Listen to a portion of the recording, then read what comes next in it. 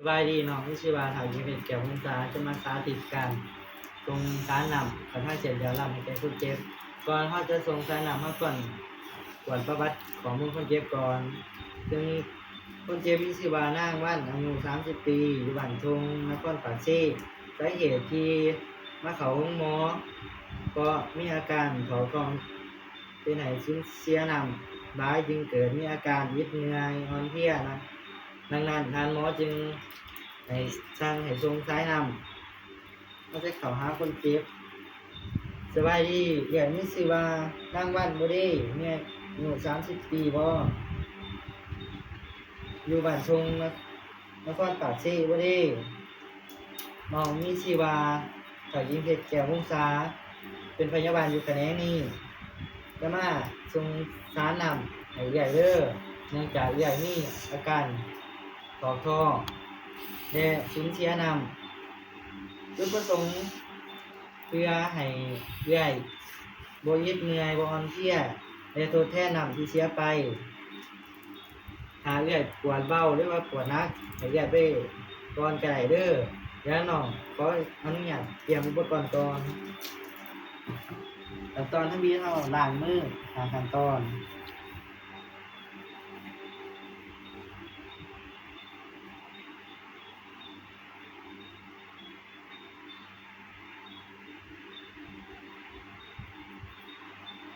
ใช้ถุงมือสะอาด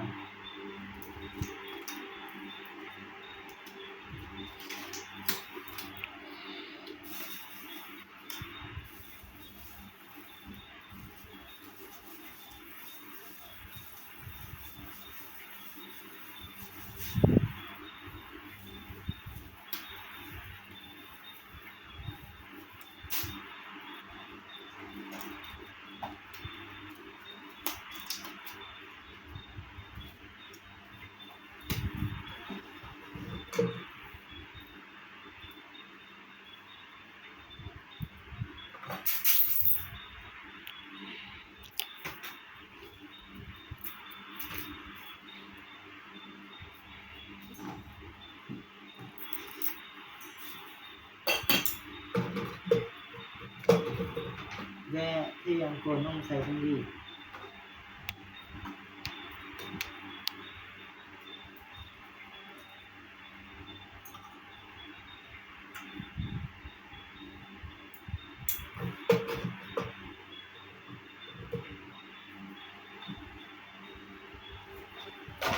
ตรวจมันบ้านเบิดอายุและบ้านผลิต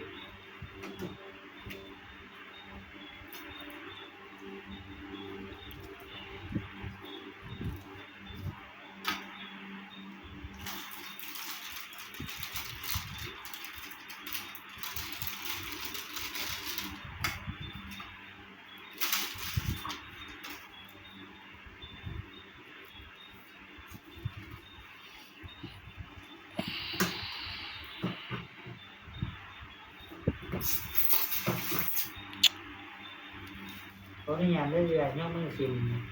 นิดนึงเด้อ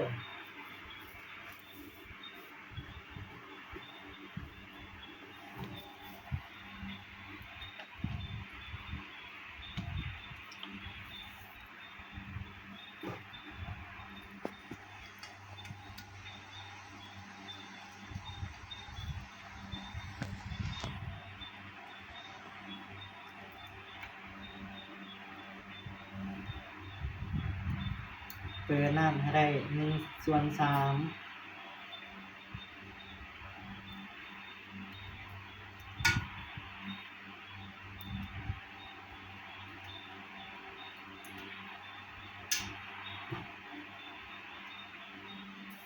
และเปิดสายน้ำสัก4 หยดต่อนาที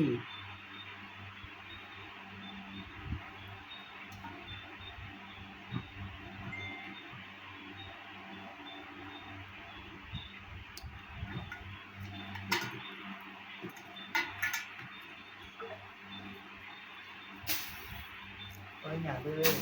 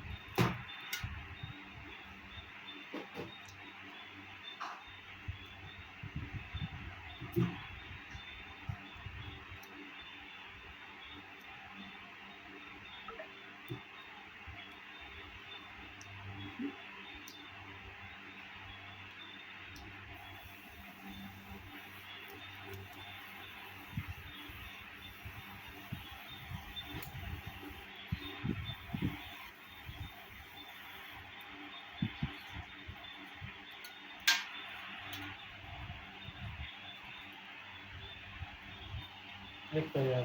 นั่นอะไรซะชียัดตอนหน้าที่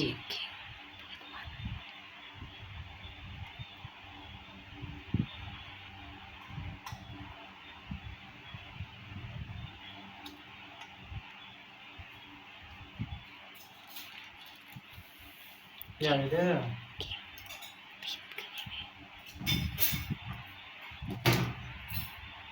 นั่นก็ติดซ้ายเพื่อบ่ให้ครับ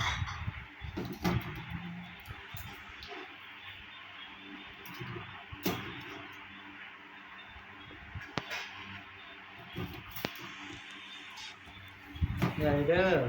ให้แม่ยานิ้งปิงแห้งเด้อย่านมันเชือด